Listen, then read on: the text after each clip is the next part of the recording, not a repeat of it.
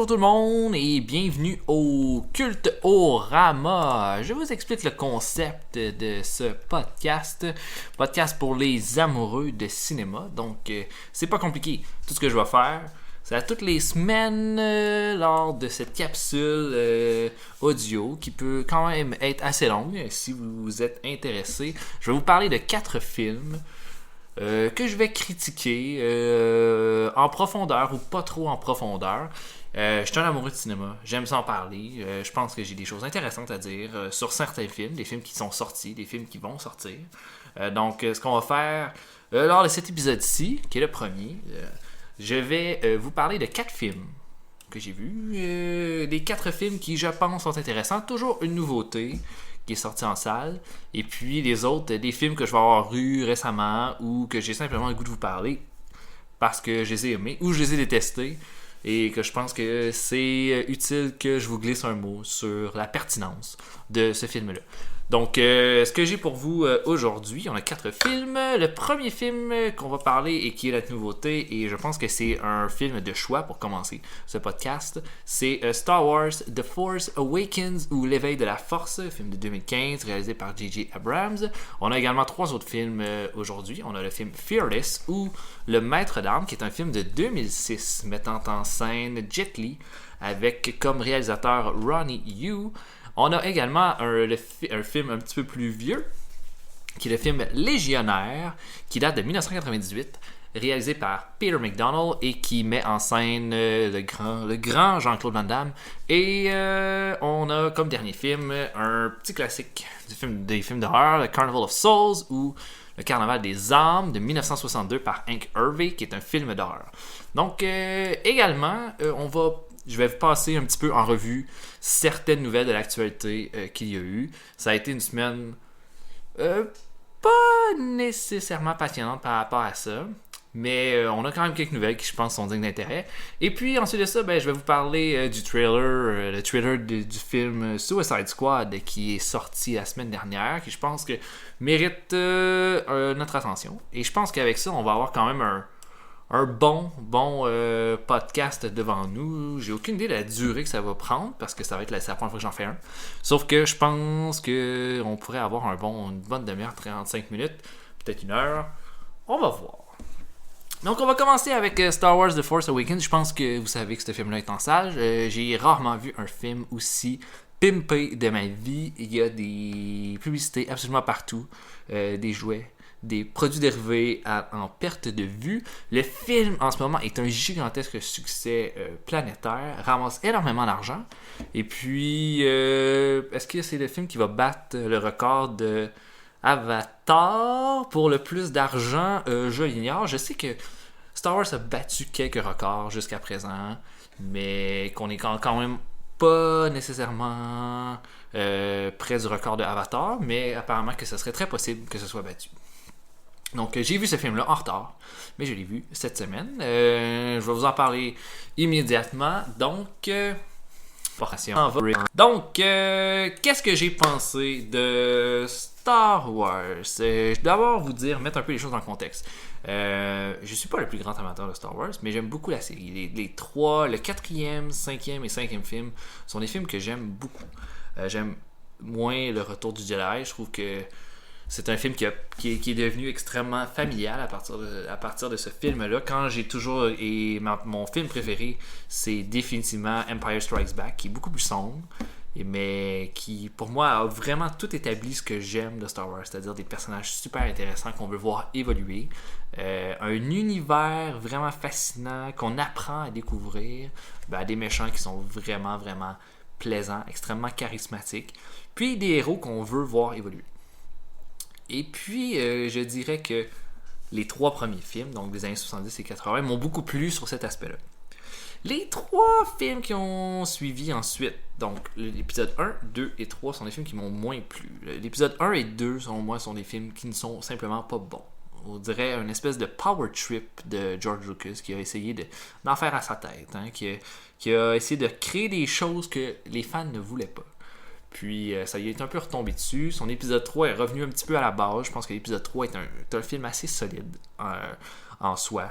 Très intéressant. Puis Je pense que cette suite-là, j'avais des attentes, mais je pense que je m'attendais exactement à ce que j'ai eu. C'est-à-dire une suite qui est solide, qui en tant que film, plus qu'en tant que suite, est un film qui se tient.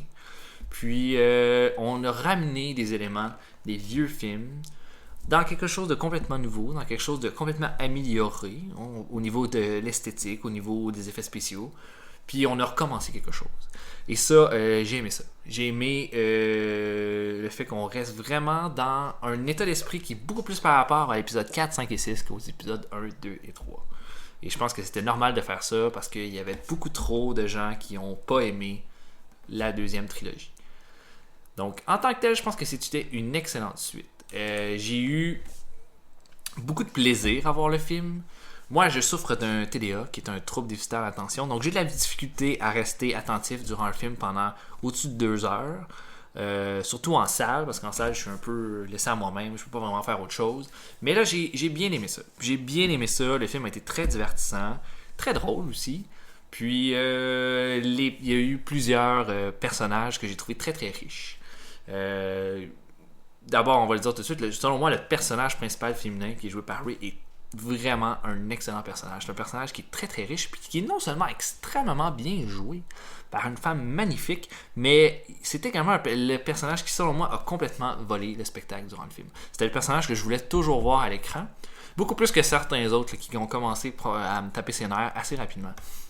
J'ai aimé le fait que c'était un personnage qui était fort, un personnage d'une femme qui n'a pas besoin d'aide. Puis c'est pas non plus une femme qui fait un grand cheminement durant le film. Je veux dire, c'est déjà une femme forte au début du film.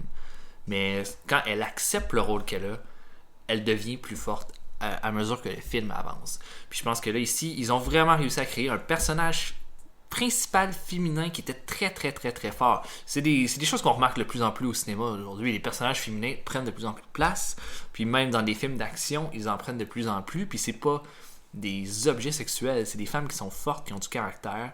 Puis selon moi, le personnage de Ray rentre parfaitement dans cette optique-là.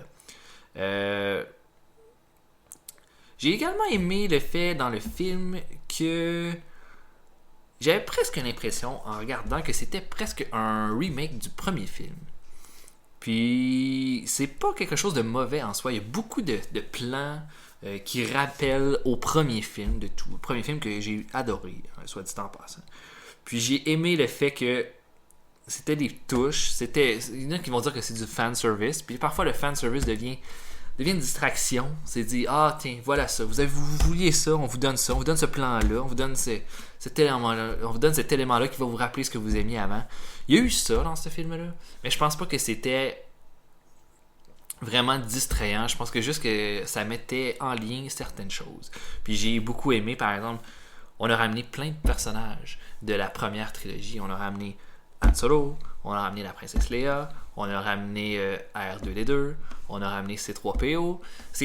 Ils ont tous eu un rôle, petit ou grand, dans ce film-là, mais je pense que dans tous les cas, tous les rôles de ces anciens personnages-là, on a ramené Chewbacca, en passant, j'ai complètement oublié Chewbacca, mais tous ces personnages-là ont leur raison d'être dans ce film-là. Faut également parler, je pense, du personnage du méchant qui est extrêmement intéressant. J'ai beaucoup aimé le traitement qu'on en a fait. J'ai des réserves, par exemple, sur certaines choses, mais on va revenir là-dessus plus tard. Là, je suis vraiment en train de vous dire ce que j'ai aimé dans ce film-là. Donc, le personnage de Kylo Ren, c'est ça son nom, qui porte un masque qui nous rappelle un peu Darth Vader, mais en même temps, c'est pas Darth Vader.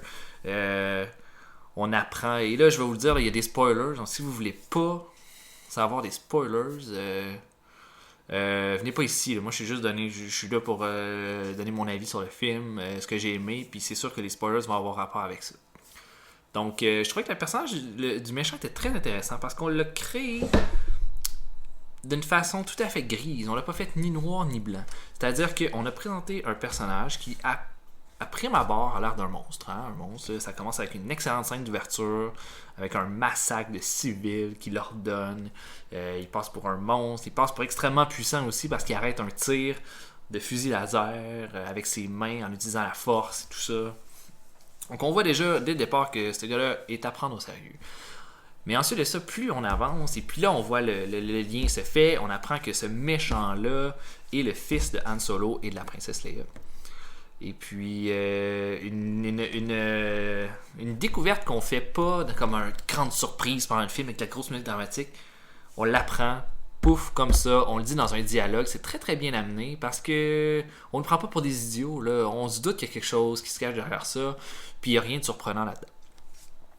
Mais ce que j'ai aimé de ça, c'est que du moment qu'on apprend que c'est un personnage qui est le fils de que Kylo Ren est le fils de ces deux personnages-là, on le voit devenir de plus en plus impuissant par rapport à ce qui l'attend, puis par rapport aux déceptions qu'il fait face. Un personnage qui perd complètement les pédales, là. Je veux dire, il agit comme un enfant parfois, puis ça c'est très intéressant. Par exemple, à un moment donné, il se fait dire qu'ils n'ont pas réussi à arrêter Finn et Rey. Donc, qu'est-ce que le personnage fait? Il ouvre son sabre laser et il se met à tout détruire comme un enfant là, qui est fâché. Il se met à tout scraper ce qui est autour de lui. Ben, ça, la première fois, c'est quand ça arrive la première fois, c'est quand même une scène assez violente, mais en même temps, c'est une scène extrêmement divertissante.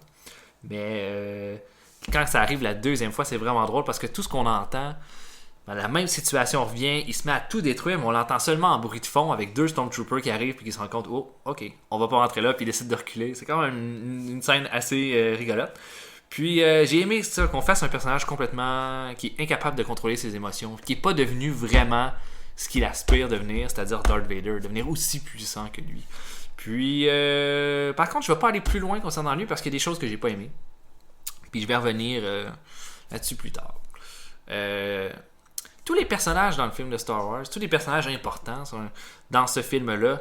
Et là, on parle de Rey, on parle de Finn, j'irais même, on parle d'Han Solo, on parle de notre méchant. Ce sont tous des personnages qui ont un destin à accomplir puis à remplir. Mais c'est des personnages qui ont une extrême difficulté à accepter le destin qu'il y a en face d'eux. Puis je pense que ça, c'est un des éléments les plus intéressants de ce film-là.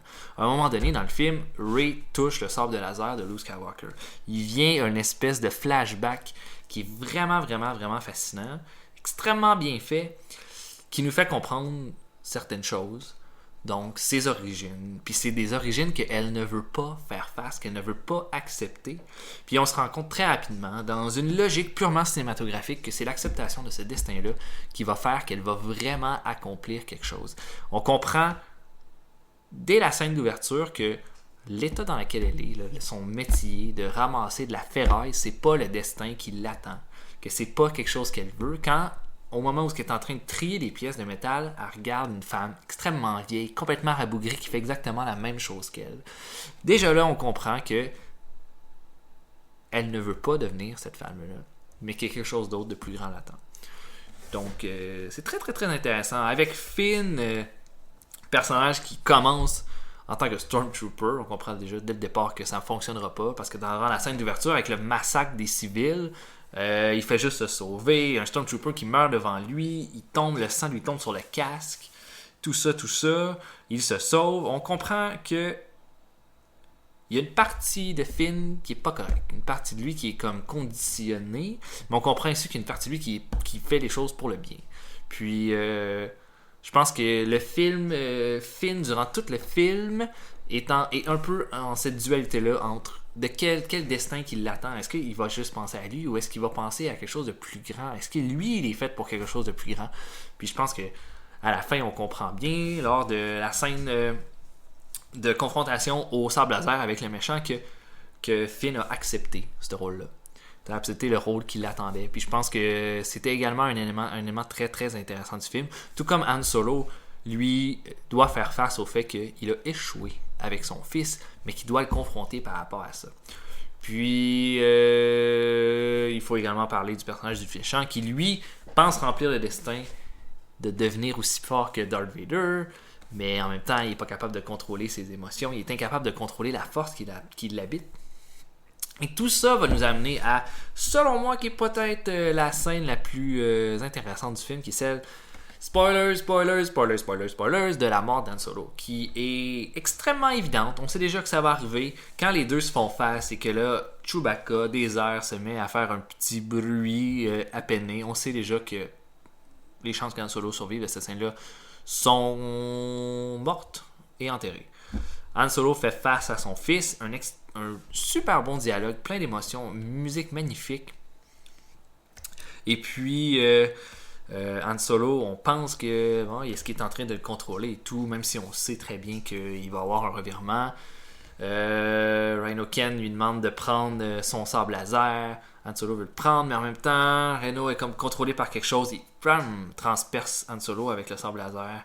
Et Han Solo tombe dans le vide intersidéral. C'est une scène qui est magnifique, très très bien montée, avec une super belle tension. Je pense que c'est probablement la scène la plus puissante du film, mais il y en a eu beaucoup d'autres, je pense, dans ce film-là. Quand on parle à celle d'émotion, je pense que le moment où Han Solo et la princesse Leia se prennent dans leurs bras, je pense que c'est très très bien amené. Le dialogue est très naturel. On se dit, si ces deux-là... on se dit, dans la vraie vie, probablement que c'est une scène qui nous aurait extrêmement touché si on l'avait vu de nos yeux vus. Mais je pense qu'ils l'ont rendu très très naturel. C'est pas forcé. Les dialogues sont jamais forcés. Puis, tout ce qu'ils se disent dans ce film-là, ces deux personnages-là, on se dit que c'est normal qu'ils se le disent. Ça n'a pas marché entre les deux. Je pense qu'il n'y avait aucune raison que Han Solo et Princesse Leia ça fasse un couple heureux éternellement. C'est deux personnalités qui étaient trop fortes. Puis, on comprend bien l'espèce de relation. Ils s'aiment encore, mais ils peuvent pas être ensemble. C'est très, très, très intéressant la manière qu'ils ont fait ça. Ok, on va rentrer à des éléments que j'ai peut-être moins appréciés de ce film-là. Mais je peux vous dire une chose, c'est que les éléments que j'ai moins appréciés sont vraiment bénins. C'est des éléments que, selon moi, c'est du nitpicking, ok? Selon moi, ce film-là est très très solide. C'est probablement un des meilleurs blockbusters que j'ai vu depuis longtemps. J'ai rarement eu autant de plaisir au cinéma depuis un bon bout de temps. Et puis, ce que je vais vous dire, c'est des petites choses qui m'ont dérangé. Hein, des petites affaires.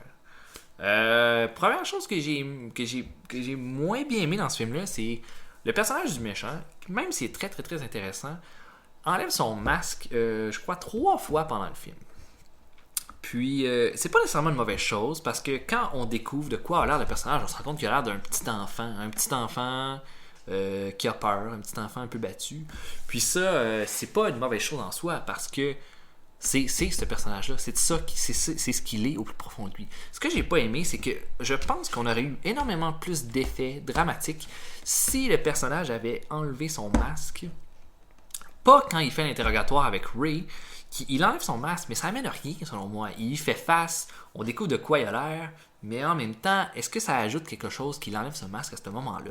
Quand il aurait juste dû, selon moi, enlever son masque quand il fait face à Han Solo, on aurait découvert de quoi il a l'air. Puis, selon moi, avec toute l'émotion que cette scène-là amenait, ça aurait amené quelque chose de plus. Je trouve juste qu'il a enlevé son masque beaucoup trop tôt. Ensuite de ça, ce que j'aime moins, puis ça c'est quelque chose que je peux reprocher à ce film-là, mais que je ne peux pas reprocher à la deuxième trilogie qu'il y a eu, c'est que chacun des films, épisodes 1, 2 et 3, avait un sentiment qu'il y avait quelque chose qui était complètement inachevé. Puis j'ai vraiment pas eu ce sentiment-là avec celui-là. J'ai vraiment l'impression que là, quelque chose de bien plus le fun allait commencer lors du deuxième film. Puis ça, c'est quelque chose que j'aime pas particulièrement dans les films, mais qui est devenu vraiment à la mode ces temps-ci, là, avec les films en plusieurs parties. Selon moi, là, on ouvre le film vers quelque chose d'autre complètement avec Luke Skywalker qui revient dans le film dans une fin que j'ai pas nécessairement trouvé si réussie que ça. Luke Skywalker est là, il lui fait dos, il se retourne, ils se font face, ils se font un regard beaucoup trop intense. Elle lui tend son sabre laser là, de façon hyper intense. Ils se regardent avec la grosse musique, la caméra qui fait un 360. J'ai trouvé ça un petit peu too much, la fin. Mais au moins, on sait déjà à quoi s'attendre dans le prochain film. Juste que là, j'ai trouvé... Là, on ferme avec ça. Selon moi, j'aurais ouvert le deuxième film avec ça au lieu de fermer celui-là. Mais ça, c'est mon opinion. Puis j'ai également... Je veux dire, les choses sont fermées dans le sens que la base des méchants est détruite. Sauf que ce que j'ai pas aimé, c'est que là, la base des méchants est détruite, mais là, il n'y a aucun méchant, aucun vilain qui est vraiment mort, qui est décédé. Tout ce qui a sauté, c'est un autre Death Star, parce qu'il faut toujours qu'il y ait un Death Star qui saute à la fin de chaque Star Wars, mais j'ai pas l'impression qu'il y a vraiment rien d'inachevé. Il y a aussi une affaire, c'est que même si j'ai beaucoup aimé Han Solo, je pense qu'il y a eu une certaine surexposition de certains personnages au détriment de d'autres. Le personnage de Rey était vraiment, vraiment bon. Mais j'ai l'impression qu'il aurait pu être beaucoup plus à l'écran que ça. Mais qu'on a beaucoup voulu présenter plein d'autres personnages, parce que je pense que c'est un peu une mode dans les Star Wars. Sauf que certains personnages, selon moi, ont été un peu surutilisés. Selon moi, le film perd un peu de son intérêt au moment où Han Solo rentre dans l'histoire. Pas parce que Han Solo, joué par Harrison Ford, n'est pas bon. Mais je pense que là, il y a un rythme du film qui change, puis que c'est pas nécessairement super intéressant. Ils s'en vont dans un bar, ils vont à la résistance, tout ça. C'est très, très, très statique. Han Solo est un personnage super le fun, sauf que moi, je l'ai vu dans 3 films. Là, je voulais le voir dans d'autres. Je voulais voir d'autres personnages évoluer. Et puis, même si, puis ça a ouvert la porte, par exemple, un nouveau personnage que moi, j'ai pas nécessairement aimé tant que ça, c'est le personnage de Finn. Puis, je sais qu'ils ont voulu faire un personnage un peu un couard, un personnage un peu plus un peu heureux, un gars qui saute du danger. Mais c'est pas un personnage que j'ai trouvé très sympathique ni très très très attachant. J'ai hâte de voir ce qu'ils vont faire avec lui dans le deuxième film par contre, parce que je pense qu'il y a un changement qui s'est opéré. Mais je l'ai trouvé un peu énervant dans celui-là.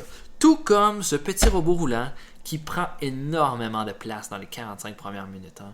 Il est là à toutes les sauces, toujours là. Puis je pense qu'ils ils ont donné beaucoup d'émotion à ce robot-là.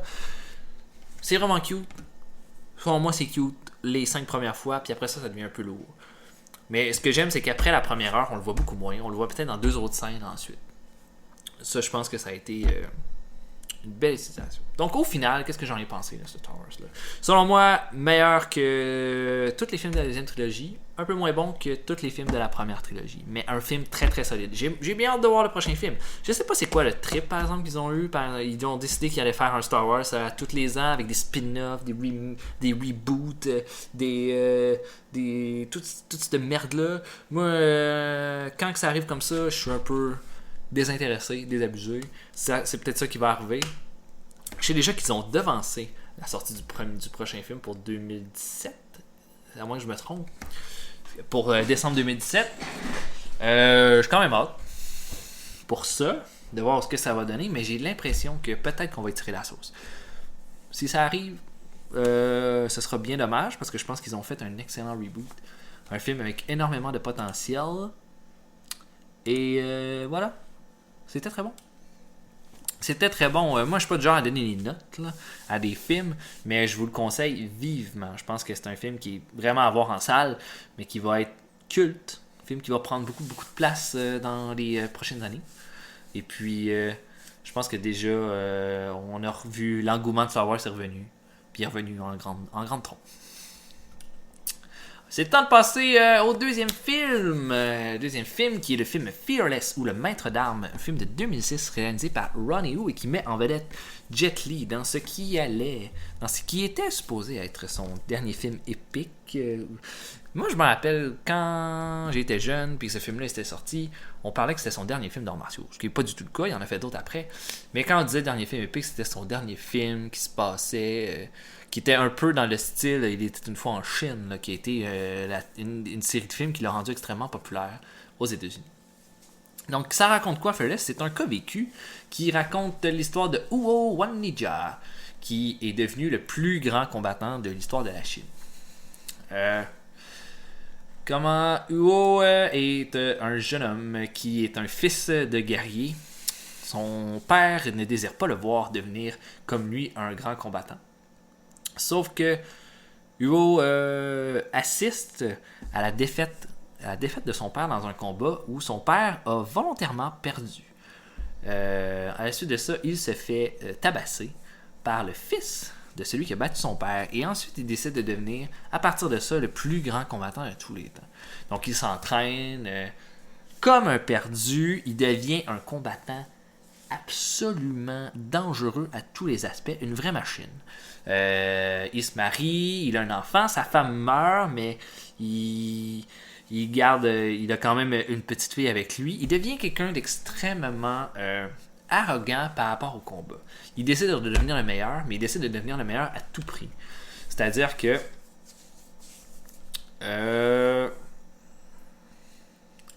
il combat sans aucun honneur. il laisse de côté l'éducation de sa fille pour s'entraîner, pour devenir meilleur. Il traverse la Chine pas pour devenir une meilleure personne en combattant. Il n'utilise pas les arts martiaux pour devenir meilleur. Il utilise les arts martiaux pour se prouver à lui-même qu'il est le meilleur. Puis il le fait au détriment des autres. Un jour, je veux dire, tous ces combats-là mènent à plusieurs confrontations où il est toujours gagnant. Puis à un moment donné, avide de combat, il décide de s'en prendre à des dizaines de personnes en même temps parce qu'il ne peut pas attendre ses challengers. Donc il affronte plein de monde, il les détruit toutes. Puis c'est là qu'on se rend compte à quel point le personnage de Huo est devenu extrêmement arrogant. À un moment donné, un combattant décide de se venger du personnage de Huo. Puis il va se battre avec lui. Puis dans ce combat-là, il va tuer sa fille. Et il va le blesser. Il va être blessé beaucoup plus mentalement que physiquement de ce combat-là. Il va décider de quitter son endroit, l'endroit où il vit.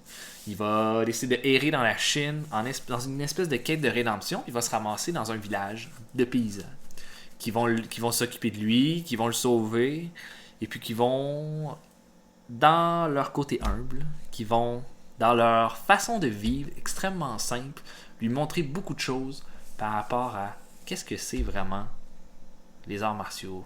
Pas qu'ils vont lui montrer les arts martiaux, mais que dans leur façon d'être, ils vont lui apprendre des choses par rapport à lui-même qu'il va pouvoir mettre en œuvre dans les arts martiaux. Il va passer des années là pour à un moment donné retourner l'endroit où il vient. Et puis quand il va revenir dans sa ville, il va voir que l'Angleterre, les États-Unis ont pris énormément de place en Chine. Puis qu'ils ont tellement une espèce de pouvoir économique sur la Chine qu'ils vont les réduire, qu'ils vont les insulter de plusieurs façons, donc en insultant leurs combattants, leur façon d'être.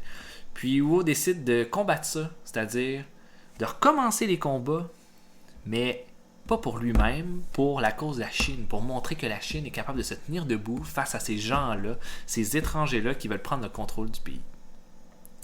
Ça va le mener à se mettre de dos énormément d'hommes d'affaires chinois et occidentaux qui vont essayer de l'humilier puisque Huo va représenter un peu la dernière étape pour vraiment humilier ce pays-là.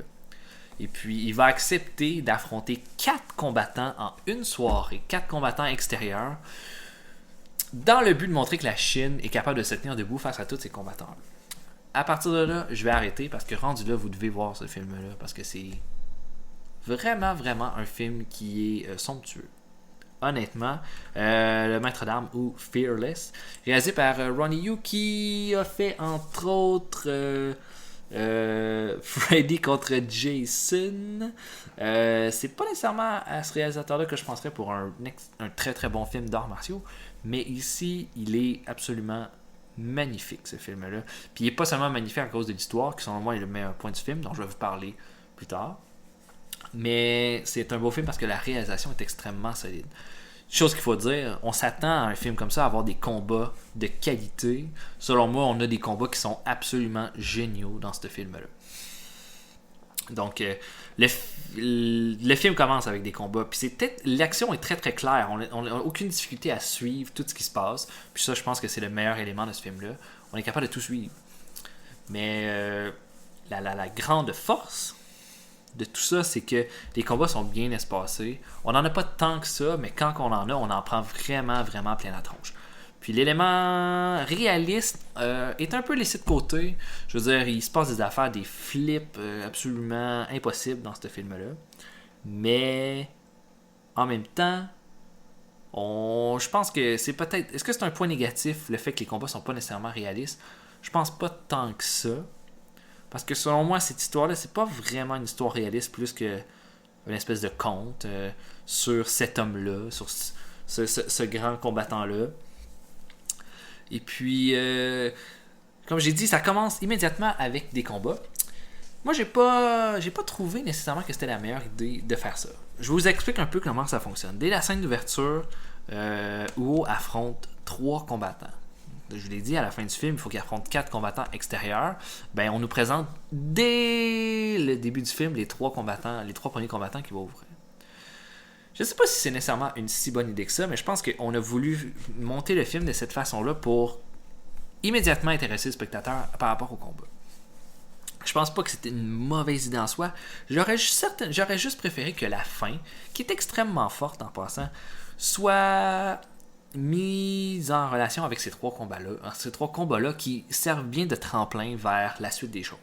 En les mettant comme ça à l'intérieur, au début, c'est bien, c'est vrai que c'est divertissant, mais en même temps, c'est complètement disjoint avec le début de l'histoire, parce que ça commence qu'il est jeune et tout le kit. On n'a pas ça... Moi, j'ai pas trouvé que le lien se faisait bien par rapport à ça.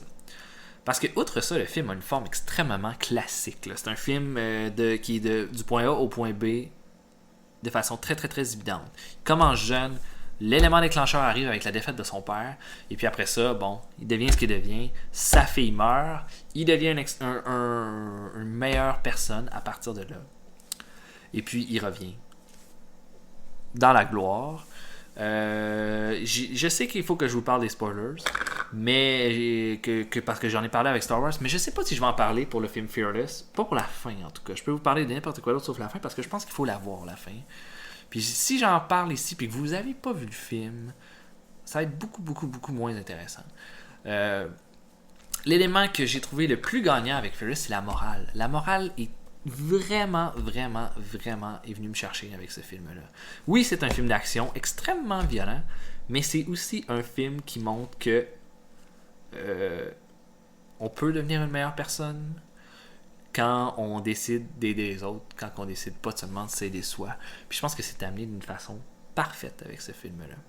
Avec plusieurs moments symboliques. Par exemple, à un moment donné, quand il est dans ce village de paysans-là, il décide d'aider les paysans à mettre du riz sur les rizières. Et puis là, il se rend compte que les 2 fermiers à côté de lui plantent le riz beaucoup plus rapidement que lui. Donc lui, dans une idée de compétition, décide d'y aller extrêmement rapidement. Pouf, pouf, pouf, pouf, pouf, il met du riz un peu partout, il le fait tout croche. Et puis, il se rend compte en revenant que celle qui s'occupe de lui, qui le nourrit, qui l'a sauvé alors qu'il était en train d'errer dans le désert, doit tout refaire ce qu'il a fait. Parce que lui a été trop fier pour bien faire sa job, il l'a seulement fait pour se valoriser lui-même. C'est des petits moments comme ça. Puis quand ce changement-là s'opère sur 7 ans, puis qu'il revient dans sa ville, puis qu'il décide de faire changer les choses, en donnant un peu de fierté à la Chine, il est complètement changé. C'est un personnage complètement zen, avec un esprit magnifique, des dialogues qui sont parfaits, qui nous mettent bien qui montrent bien que ce personnage-là a changé, qu'il n'est plus là pour lui-même, qu'il est là pour les autres. Et puis, je pense que par rapport à ça, le film a frappé un grand coup. J'ai beaucoup plus apprécié les scènes de dialogue dans cette partie-là. Toutes les scènes sentimentales, je les ai préférées aux scènes de combat, même si les scènes de combat sont magnifiques. Je pense que les scènes où le personnage change ont été merveilleuses. Et puis, il faut noter, là, même si je ne vais pas vous spoiler, la fin de ce film-là est tout à fait géniale. Puis il est tout à fait dans l'esprit de cette morale-là, sur le fait que on n'est pas là pour soi-même sur Terre, on est là pour aider les autres.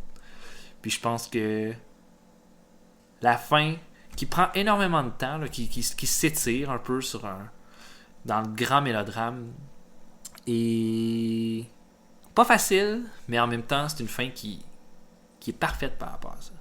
Là, je veux pas en parler. J'ai pas le goût d'en parler parce que je veux que vous le voyez si vous l'avez pas vu. Si ça avait été un film en salle, puis que j'ai vraiment besoin de vous en parler pour donner mon point sur le film, je l'aurais fait, mais pas avec Fearless parce que je pense que la fin s'apprécie dans l'expérience.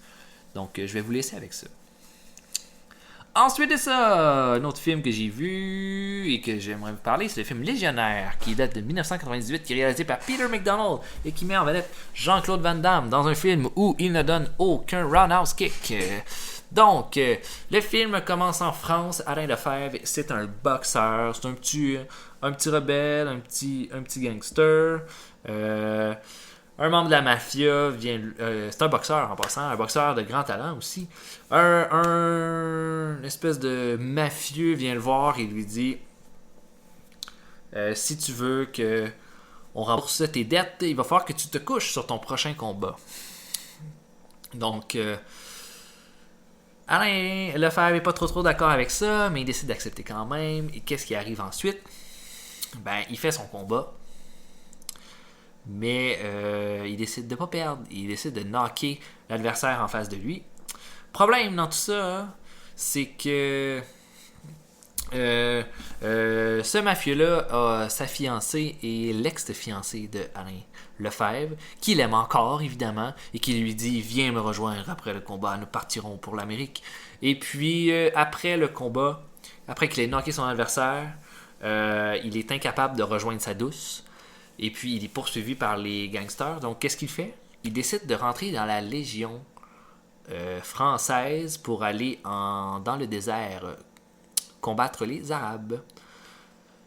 Et c'est exactement ce qu'il fait. Il entre dans la Légion avec d'autres criminels, d'autres personnes qui ont des lourds passés, et puis ils essaient de se rendre dans un fort. Il reçoit son entraînement, il se fait des amis. Ils doivent se rendre dans un fort dans le désert qui est complètement assiégé par les Arabes continuellement.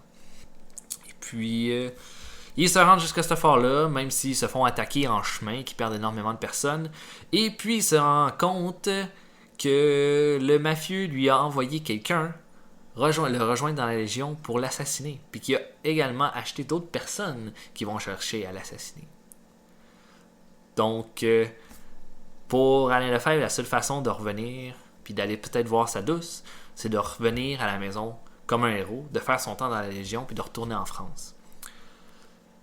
C'était Légionnaire, peut-être le moins bon film que je vais vous parler aujourd'hui, parce que quand même, honnêtement, Fearless était un très très bon film, Star Wars était un très très bon film, puis le prochain film que je vais vous parler après, selon moi, en est un autre qui est très très bon. Mais Légionnaire n'est pas nécessairement un film que je laisserais de côté de toute façon. Moi, j'ai d'abord été surpris par le casting de Jean-Claude Van Damme dans ce film-là, étant donné que c'est un film où il n'y a aucun arts martiaux, même si c'est un film d'action. Jean-Claude Van Damme se retrouve dans ce film-là. C'est un peu un miscast parce que c'est vraiment pas le genre de rôle qu'il ferait. Puis on se rend compte, je sais pas trop, je pense qu'ils ont seulement pris Jean-Claude Van Damme dans ce projet-là parce que c'était une figure qui était vendeur au niveau du box-office. Mais en même temps, je pense pas nécessairement que Jean-Claude Van Damme était la personne idéale pour ce film-là. Malgré tout. Je trouvais que c'était un étrange film qui avait le potentiel d'être un gros blockbuster. Je pense que ce film-là avait le potentiel d'être un peu un gladiateur dans le traitement que ça a été fait. Puis je suis capable de faire quand même quelques parallèles entre ce film-là et Gladiateur. D'abord pour le traitement épique qui ressemble beaucoup, l'espèce de quête de rédemption et tout, qui est très très très similaire entre les deux personnages. Mais je vous dirais que c'est un film qui avait le potentiel d'être très très gros, mais parce qu'on se rend compte qu'il y a l'air d'avoir un gros budget, on a des super beaux décors, une très belle exploitation du désert, mais le casting est rempli d'inconnus, de sombres inconnus qui sont pas mauvais, mais qui sont clairement pas des grands acteurs. Puis Jean-Claude Van Damme en est la preuve aussi. L'affaire, c'est que c'est quand même très très très bien fait comme film. Puis Peter McDonald, qui a réalisé en passant à Rambo 3, qui, à défaut d'être un film vraiment vraiment idiot, a quand même eu quelques scènes d'action qui étaient potables. Ben, les scènes de combat dans ce film-là sont extrêmement élaborées. Hein. Il n'y en a pas tant que ça, mais quand il y en a une, elles sont vraiment excitantes, très très bien montées, beaucoup de tension, très violente. Ça montre que ce film-là a été fait avec beaucoup beaucoup de rigueur, mais que je pense qu'il n'y avait pas les éléments pour en faire un gros succès. Par contre, le fil narratif de ce film-là est extrêmement simple. Hein, c'est un film avec un début, un milieu, une fin. Il y a beaucoup de scènes, pas qui mènent à rien, mais je pense qu'il y a beaucoup de scènes où les personnages apprennent à se connaître ensemble. Donc, l'espèce de sentiment de fraternité qu'il y a dans la Légion. Mais en tant que trame narrative, donc le milieu, le début puis la fin, c'est un film qui est un peu oubliable. Il n'y a pas grand-chose. Au niveau de l'histoire. Il n'y a aucune surprise.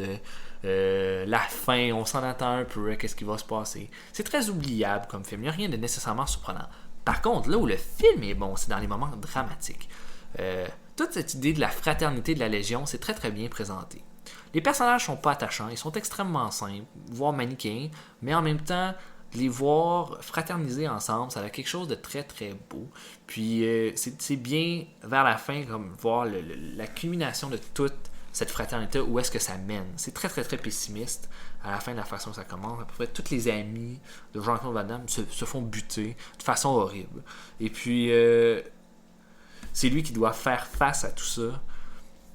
Mais en même temps, lui, il fait son cheminement dans ces morts-là.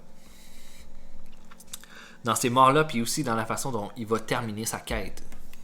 On sait pas vraiment. Je considère pas vraiment que c'est un film qui finit bien. C'est un film où tout le monde bute. Jean-Claude Van Damme survit, pour ceux qui seraient intéressés à le savoir. Mais on sait pas vraiment ce qui se passe de plus à partir de là. Mais je dirais que toute la partie dans le désert est extrêmement bonne. La partie en France, qui dure peut-être 20 minutes, est vraiment pas intéressante. Vraiment pas. On a l'impression d'écouter un téléfilm. Je veux dire, c'est tellement simple, tellement... Ça manque tellement d'inspiration que moi, j'ai vraiment pas vraiment aimé cette partie-là. Puis j'ai certainement pas aimé le personnage du méchant mafieux qui est joué, honnêtement, j'ai l'impression d'écouter un film pour enfants, tellement il en faisait avec ses gros yeux, il pétait les plombs en regardant partout comme un monstre, comme un possédé. J'ai vraiment pas aimé ce personnage-là, je trouvais que c'était vraiment le pire.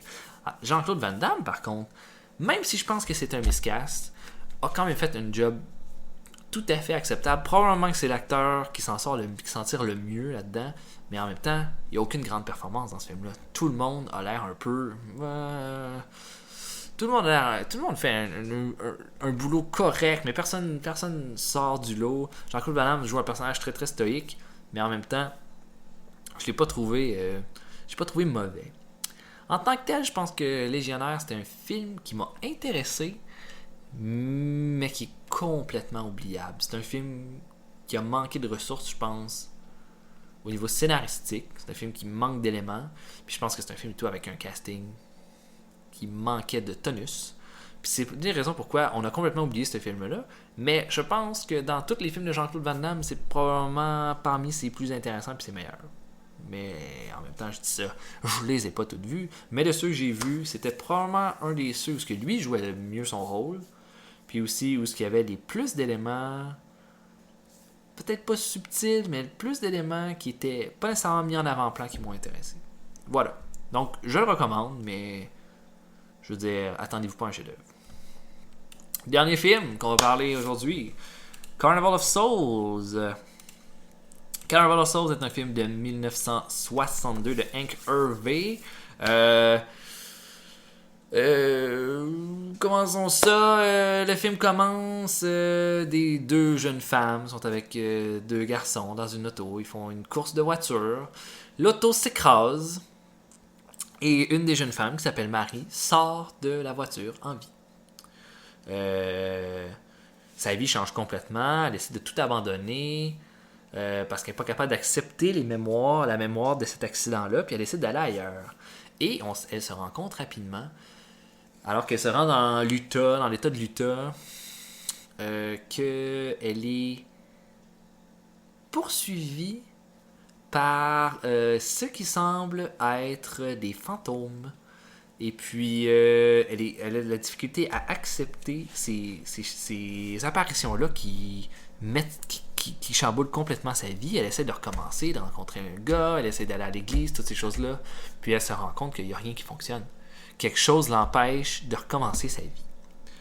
Et c'est jusqu'au moment où est-ce que ces apparitions-là commencent à prendre de plus en plus de place. Et puis elle voit à chaque fois un carnaval abandonné, puis où est-ce qu'elle semble attirée par ce carnaval-là, mais qu'elle veut pas y aller parce qu'une partie d'elle a vraiment peur. Puis à un moment donné, complètement attaquée par les apparitions, elle décide, comme ça, de se rendre à ce carnaval-là. Et puis il arrive quelque chose d'horrible, que je ne vous raconterai pas. Carnival of Souls est un classique du cinéma d'horreur. Même si c'est un film qui est très très très laissé de côté. On parle pas beaucoup du cinéma d'horreur des années 60, ni des années 50, avec raison, parce que dans la plupart des cas, c'est des films d'exploitation, des films qui avaient des structures toujours semblables, avec, je veux dire, des films avec des filons étaient tous pareils, des scientifiques fous, des gorilles ou des choses comme ça. C'était le cinéma d'horreur des années 50, 40 est extrêmement codifié, pas très très intéressant dans la plupart des cas. Dans les années 60, des films plus marginaux ont commencé à voir le jour. Carnival of Souls, pour moi, est un précurseur dans ce cas-là, parce que c'est encore un film qui tient extrêmement bien la route. Puis que je vous dirais, si j'avais à mettre 10 films qui m'ont fait peur dans ma vie, puis qui me font quand même toujours de l'effet quand je les vois encore, Carnival of Souls en fait partie. Qu'est-ce qui fait que ce film-là est aussi bon? Il y a plusieurs raisons. Selon moi, c'est un des films d'horreur qui maîtrise probablement le mieux l'atmosphère. C'est un film où il y a des jumpscares à quelques occasions, mais c'est un film qui utilise la musique, qui utilise l'absence de musique, mais c'est un film tout qui nous met dans une ambiance qui est très très très malsaine. Il y a quelque chose de pas correct avec le personnage de Marie. Il y a quelque chose qu'on sait pas. Qu'elle a l'air de savoir, mais qu'elle a pas l'air de vouloir accepter. On le sait pas ce que c'est durant tout le film. Mais il y a quelque chose avec elle qui fonctionne pas. Puis ça, en tant que tel, je trouvais ça très très très effrayant. J'avais l'impression que le personnage savait des choses que moi, je ne savais pas. Puis je sais que c'est un film qui est très... c'est un film bavard, il y a beaucoup beaucoup de dialogues, mais tous les dialogues mènent à quelque chose. Hein. Tous les dialogues nous mènent vers d'autres indices sur qu'est-ce qui se passe vraiment avec ce personnage-là. Il y a très très peu d'effets spéciaux dans ce film-là. En fait, il n'y en a pratiquement aucun. Les apparitions de fantômes sont des personnes qui ont le visage maquillé en blanc avec des spots noirs autour des yeux. C'est pas plus que ça. Mais c'est quand même assez épeurant en noir et blanc, parce que je pense que si c'était en couleur, ce serait moins effrayant. Mais en noir et blanc, c'est très très très très très... ça a un certain effet. Puis la façon que les apparitions arrivent, que ces jumpscares-là arrivent, ils sont faits dans une absence totale de musique. C'est un des rares films d'horreur que j'ai vu où les moments d'horreur se font dans le silence le plus total. Puis ça, le silence, je pense que c'est un élément qui n'est pas assez exploité dans le cinéma d'horreur, même encore aujourd'hui. On pense que mettre le son fort, ça fait vraiment peur. On n'a pas le choix d'avoir peur quand le son est fort. Boum! Mais on a peur, est-ce qu'on a peur de ce qui se passe à l'écran ou on a peur du son qui arrive? Moi, je pense que dans plusieurs cas, j'ai plus peur du son que ce qui arrive. Dans Carnival of Souls, on a peur parce qu'il n'y a pas de musique. On est face à nous-mêmes, comme dans la vie de tous les jours, devant une horreur qui est en face de nous. On ne sait pas comment réagir à ça. On n'est pas habitué, nous, en tant qu'être humain, à être face à de l'horreur sans qu'il y ait de musique. Parce que la musique nous rappelle qu'on est en train d'écouter un film. Puis dans ce cas-là, on est en train d'en écouter un, mais on l'oublie presque le temps d'un instant. Les apparitions, on en a peut-être, 3 ou 4 durant le film, jusqu'à ce carnaval-là, où c'est vraiment, vraiment creepy la manière que c'est filmé, avec tous les fantômes qui sont tous en train de faire une espèce de danse macabre en faisant les attractions de ce parc d'attractions-là. Carnival of Souls, c'est la preuve qu'on peut faire beaucoup avec pas grand-chose. Je pense que c'est un des meilleurs films d'horreur qui le prouve. Beaucoup plus que les films, là, je sais qu'il y a la mode là, avec les films de cam recording, où c'est vrai que c'est filmé avec pas grand-chose, mais il y a plein d'effets spéciaux là-dedans. Dans Carnival of Souls, il n'y en a pas d'effets spéciaux. Il n'y en a pratiquement pas. Puis tout ce qui fait peur, c'est la façon qu'on met certains éléments mis en scène qui fait que c'est épeurant. C'est la musique, c'est la façon qu'on filme les fantômes. Un peu comme si ça flottait, un peu comme si on était dans un rêve. C'est ça qui fonctionne avec ce film-là. C'est ça aussi qui fait que je me rappelle de ce film-là au point où je peux vous en parler, même si j'ai pas vu le film depuis 2 ans. Parce que c'est un film qui m'a fait une grosse impression. Puis qui m'en fait encore aujourd'hui. Puis là, je vous en parle, puis j'ai goût de le revoir. Et puis le punch final, le punch qui est, bon là je vais vous le dire, là, whatever, elle s'en va au carnaval, les fantômes, comme s'il la faisait disparaître, puis on découvre après que Marie, après ça, on découvre après, les policiers vont dans l'eau, puis ils sortent le cadavre de Marie de l'eau, où que sa voiture était tombée au début du film. Que tout le temps de ce film-là, elle était morte, puis qu'elle appartenait à ce monde des fantômes-là, puis c'est pour ça qu'ils venaient la chercher, pour ça qu'ils faisaient des apparitions. Je trouve que c'est un twist qui est très très très intéressant, très bien fait. Puis je trouve que aussi que c'était la façon parfaite de terminer ce film-là. En gros, c'est un film majeur, puis qui en passant n'a aucun droit d'auteur, donc vous pouvez le voir sur YouTube. Un très très bon film que je vous conseille de voir. Je sais pas si vous êtes amateur des vieux films. Mais moi, selon moi, des 4 films qu'on a présentés aujourd'hui, c'est probablement le meilleur, selon moi. Probablement le plus solide. Mais on a eu 4 films qui étaient quand même... Je veux dire, Star Wars, Fearless et Carnival of Souls sont des très bons films. Légionnaire était un film correct, sans plus. Mais on a eu 4 bons films à présenter aujourd'hui. C'était la fin de cette partie-là. Ça dure beaucoup plus longtemps que je pensais parce qu'on est déjà à 53 minutes. Donc on va parler aux nouvelles. Il y a eu plusieurs nouvelles cette semaine dans le cinéma, mais je pense que la plus importante, c'est celle que les Oscars, il n'y avait aucun noir de nominé pour absolument rien aux Oscars cette année. Ce qui a fait une grande tollée, tout le tralala, des gens qui disent qu'ils vont boycotter les Oscars parce qu'il n'y a aucune représentation des noirs et tout ça et tout ça. Honnêtement, j'ai regardé la nouvelle, j'ai vu plein de gens qui ont dit qu'ils allaient boycotter les Oscars à cause de ça, et tout le kit. Et moi, je suis pas vraiment vendu à cette idée-là. Je veux dire, il y a des problèmes dans l'industrie du cinéma. Je pense que c'est évident que des personnes noires ont moins d'opportunités que des personnes blanches. C'est comme ça. Ça, c'est un problème qu'il faut régler. Mais en même temps, je veux dire, si cette année, si selon les gens qui ont fait les Oscars, il y avait personne d'une certaine nationalité qui est ressorti, puis que toutes les nominés, selon eux, étaient des blancs, je pense que c'est plus une affaire de d'hasard ou d'habitude de visionnage que de quelque chose de raciste, là, selon moi. Je pense que les gens qui s'occupent des Oscars sont des vieilles personnes complètement dépassées. Les choix de l'Académie, c'est des choses dont j'ai rien à battre en général. Je veux dire, il y a eu des années où, par exemple, le meilleur film, c'était un des films que je trouvais complètement billage. Je me rappelle de l'année du Discours du Roi, que je trouve qu'il était un film tout à fait correct, mais qui était vraiment pas le meilleur film cette année-là. On a eu Shakespeare in Love, toutes ces affaires-là. Je veux dire, c'est complètement imparfait, ça. Les choix qu'ils font, c'est complètement imparfait. Je pense qu'il faut pas accorder beaucoup d'importance à ces choix-là. Je sais que c'est le moment où ce qu'on parle, ce qu'on dit... que ça c'est la grande fête du cinéma et tout ça, que c'est l'avènement que c'est l'avènement du cinéma, que c'est une grande célébration. Moi je vois plus ça comme ça. Les Oscars c'est rendu quelque chose d'un peu dépassé. Les fêtes pour les Oscars ça veut plus dire grand chose selon moi. Ces gens-là font pas nécessairement les meilleurs choix. Et puis j'ai un peu perdu foi en ces gens-là. Donc si ils décident de pas mettre de noir en nomination, c'est juste une preuve de plus que les choix qu'ils font sont complètement dépassés. Je pense pas qu'on devrait boycotter nécessairement. On devrait boycotter pour ça. On devrait boycotter parce qu'ils font des mauvais choix en général, ces gens-là. Puis les Oscars, c'est quelque chose dont je me balance. Et je m'en balance encore cette année. Et cette nouvelle-là, je pense qu'on en fait un gros cas. Que le côté positif, c'est qu'elle reflète l'état de cette industrie-là, qui laisse assez peu d'espace, même s'ils en laissent de plus en plus dans certains cas. Mais être un noir ou être une personne qui n'est pas blanche, c'est pas nécessairement ce qui va ouvrir le plus de portes au cinéma. Malgré tout, je pense pas que c'est une nouvelle qui est si alarmante que ça. Et j'ai immédiatement le goût de passer à la prochaine. On a eu cette semaine des rumeurs disant que le film Labyrinthe allait recevoir son remake. Labyrinthe, qui est un film des années 80, mettant en vedette David Bowie, réalisé par Jim Henson, c'est le créateur des Muppets, c'est bien ça. Un film culte, un film que j'ai beaucoup aimé.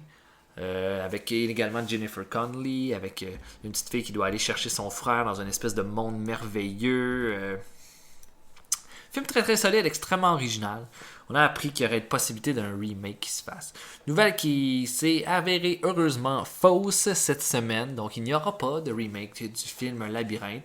C'était des espèces de nouvelles un peu boboches inventées. Ce que j'ai à dire sur le sujet, c'est que la simple fait qu'on ait cru à ce remake-là m'apparaît un peu absurde, étant donné que David Bowie est mort la semaine dernière. Pensez-vous vraiment qu'on va annoncer le remake de Labyrinthe une semaine après la mort de David Bowie qui jouait dans ce film-là, qui est la plus grande performance qu'il a faite au cinéma, ou en tout cas la plus connue, là. Je sais pas si c'est nécessairement la meilleure. Ça aurait été vraiment idiot. Donc, heureusement, Labyrinthe n'aura pas de remake. C'est un film qui, selon moi, n'a pas du tout besoin de remake. C'est un film qui est très bon et qui tient la route encore aujourd'hui parfaitement. et qu'il n'a pas besoin d'être... on n'a pas besoin de brasser la sauce pour en faire une nouvelle vision. On en a déjà une qui est très très très bonne. Donc voilà, il n'y aura pas de remake de Labyrinthe. Ensuite de ça, on a eu les premières photos du film Independence Day qui sont sorties. Pas grand chose, on les sort au compte-gouttes. On a eu les premières images des suits qu'ils allaient porter. On sait que Jeff Goldblum va jouer dans ce film-là. Ça, vous voyez, ça c'est un film que j'ai aucun problème. Mais c'est pas vraiment un remake, là, c'est une suite. Mais j'ai aucun problème à ce qu'on fasse un nouveau film d'Independence Day. C'était pas si bon que ça, Independence Day, en partant. Donc qu'on en fasse un remake ou une suite. Je trouve ça intéressant, puis je pense qu'aujourd'hui, on a le potentiel de faire un film bien meilleur avec ça. Par contre, il y a aussi les chances qu'on ait un film complètement merdique. La photo que j'ai vue ne montre rien. Ça montre seulement les costumes des personnages. Donc on n'en sait pas vraiment plus. Je suis content qu'ils fassent une suite à ce film-là. Je pense que ça pourrait être un film qui est très très très très très plaisant, un bon blockbuster à voir. Et une nouvelle, je pense que celle que je vais m'attendre le plus longtemps, Avatar 2 a été repoussé une fois de plus. Repoussé à cause de quoi? Repoussé à cause de l'effet Star Wars. Avatar 2 était supposé sortir l'année 2017 au mois de décembre. Le succès de Star Wars a fait que les producteurs ont dit que Star Wars, la suite du film de Force Awakens, serait en décembre 2017. Ce qui a fait qu'Avatar a eu la chienne en gros et a décidé de se repousser encore, probablement à l'été 2018. Avatar 2, là. En tout cas, la série Avatar. Bon, Avatar, c'est le film qui a ramassé le plus d'argent dans l'histoire du cinéma. Je comprends pas vraiment encore pourquoi. Je trouve qu'Avatar était un bon film, mais pas un si bon film. Et puis, qu'ils se sont complètement emportés à la suite de ça. James Cameron a dit qu'il voulait réaliser le film Avatar 2, 3 et 4 collés ensemble pour en faire un par année à partir de là. Ce qui est une tactique qu'on a déjà vue, par exemple, avec Pirates des Caraïbes. Par contre, est-ce qu'on s'intéresse encore tant que ça à Avatar? Je veux dire, le fait qu'on repousse autant la série, ça montre que probablement que l'engouement du public est plus vraiment là. Personne se plaint tant que ça que le film Avatar soit repoussé. C'est au point où ce que je suis en train de me dire, là on en parle, mais c'est un projet beaucoup trop ambitieux puis beaucoup trop coûteux pour ce que ça risque de rapporter. Je suis absolument certain, moi, que faire 3 films d'Avatar, un par année, ça va complètement diluer l'intérêt qu'on va y porter. Puis ça va également diluer probablement la qualité du film en tant que tel. Mettre une grosse histoire séparée en 3 films qu'on va mettre une année à la fois à voir. Je veux dire, ils ont fait ça avec Pirates des Caraïbes. Le résultat, c'était que le film 2 et le 3, le film 2 était très bien, puis le film 3 était complètement disjoint, pas du tout intéressant. Puis j'ai l'impression que ça va être exactement la même chose avec ça. Moi, j'en suis à me demander, sincèrement, si les films d'Avatar vont voir le jour, un jour, dans notre ère. Je pense que probablement qu'ils vont faire une suite. Ils feront pas un 2, 3, le film Avatar 2, 3, 4 collés ensemble. Je suis certain qu'ils vont faire une suite. Rien de plus. Que ça va probablement ramasser beaucoup d'argent, mais que ça ne ramassera pas autant qu'ils l'espéraient et qu'il n'y aura plus d'Avatar rendu là. Voilà ce que je crois. Et puis, Avatar 2 repoussé en 2018. Attends, moi je m'attends à ce que ce soit repoussé encore plus longtemps. Je pense que ces gens-là ont eu la peur de leur vie quand ils ont su que Star Wars allait changer pour être en décembre. Et puis là, ils se sont rendus compte que les gens n'en avaient plus rien à battre de Avatar. Voilà. On va conclure avec le trailer de Suicide Squad qui est sorti. J'avais vu le premier trailer de Suicide Squad, je l'avais trouvé vraiment bon. Très très très sombre, hein? On montrait tous les personnages, mais on les montrait pas ce qu'ils étaient capables de faire. On voyait le Joker, la première image qu'on avait du Joker, où ce qui fait vraiment peur. Les premières images d'Harley Quinn, de Will Smith en tant que Deadshot et tout ça. Là, on a fait un nouveau trailer beaucoup plus humoristique en utilisant la chanson Bohemian Rhapsody de Queen. Je vais vous avouer que ce trailer-là, qui en montre beaucoup plus, qui dure 2 minutes, je l'ai beaucoup moins aimé que le premier. Ce trailer-là est pas du tout axé sur l'action ou sur ce qui va se passer dans le film. Il est axé sur les personnages, parce que c'est véritablement, je me rends compte, le seul élément qu'on a mis en évidence dans ce trailer-là, c'est les personnages. On en voit beaucoup, puis je sais que c'est ça l'intérêt du Suicide Squad, c'est tous les membres de l'escouade. Je trouve juste que là, on est vraiment rentré dans de la surenchère au niveau, on n'essaie pas de vous vendre un film, on essaie de vous vendre des personnages qu'on met en scène. Ça, pour moi, c'est un turn-off. Parce que j'aime ça voir un film avec une histoire qui se tient debout, puis j'ai l'impression que j'aurais pas ça du tout ici. Donc, on voit tous les personnages. Et là, on les voit toutes pas en profondeur, mais on voit tout un peu ce qu'ils sont capables de faire. Donc, Deadshot, Harley Quinn, Killer Croc, et il y en a un, il est plein de tatouages, il est capable de contrôler le feu. Il y en a un qui c'est Boomerang, je pense, Captain Boomerang, qui a l'air d'un Australien complètement disjoncté. On les voit tous, on les voit tous. Tous des petits moments qui ont aucun sens ensemble. Et on voit également beaucoup le Joker, qu'on voit peut-être même un petit peu trop dans ce trailer-là. On le voit à toutes les sauces. On essaie vraiment de vendre, là. Il va y avoir le Joker dans ce film-là, allez le voir. Mais il fait rien de particulièrement marquant là-dedans. Il dit presque rien. On le voit juste en action. Moi, j'ai pas aimé ça. Puis, j'ai préféré le premier trailer. Mais en même temps, on apprend un peu plus sur les personnages. Ceux qui aiment ces films-là, qui aiment les films de super-héros, ils vont probablement adorer ces trailer-là parce qu'ils vont un peu plus savoir à quoi s'attendre. Moi, je sais pas vraiment à quoi m'attendre. Je sais qu'il va y avoir des personnages là-dedans, mais je sais pas vraiment si l'histoire va être bonne. Et j'ai l'impression que là, on a essayé d'en cacher le plus possible. Mais en même temps, c'est un trailer. Les trailers, ça veut pas dire grand-chose. Donc au final, pas vraiment aimé ça. Ça m'a un petit peu calmé mes ardeurs parce qu'après le premier trailer, j'étais vraiment intéressé. Moi qui commence à en avoir plein le cul des films de super-héros, là j'allais dire, lui j'ai vraiment le goût de le voir. Là, à cette heure, je vois ça, puis il fait, ça a pas l'air si bon que ça. Mais en même temps, c'est juste un trailer. Donc, c'est ce qui m'a fait au podcast. On a quand même duré longtemps, 1 heure. Et si vous avez fait ça jusqu'au bout, je vous félicite. Et j'espère que vous êtes là la prochaine fois. La semaine prochaine, quand je vais faire le podcast, 2 films que je peux vous assurer que je vais vous parler. Je vais aller voir le film Le Revenant en salle. Donc, on va avoir une bonne discussion à ce sujet. Et je vais également vous parler d'un... J'ai absolument certain que je vais vous parler d'une comédie de 2011 qui s'appelle Take Me Home Tonight. Donc ça, c'est 2 films dont je vais assurément vous parler. Et il va y en avoir 2 autres, ainsi que les nouvelles et peut-être une analyse ou une discussion sur un trailer que je vais avoir vu. Je vous remercie d'avoir été là, de m'avoir écouté durant tout ce temps. J'espère que vous avez passé un bon moment et à la prochaine.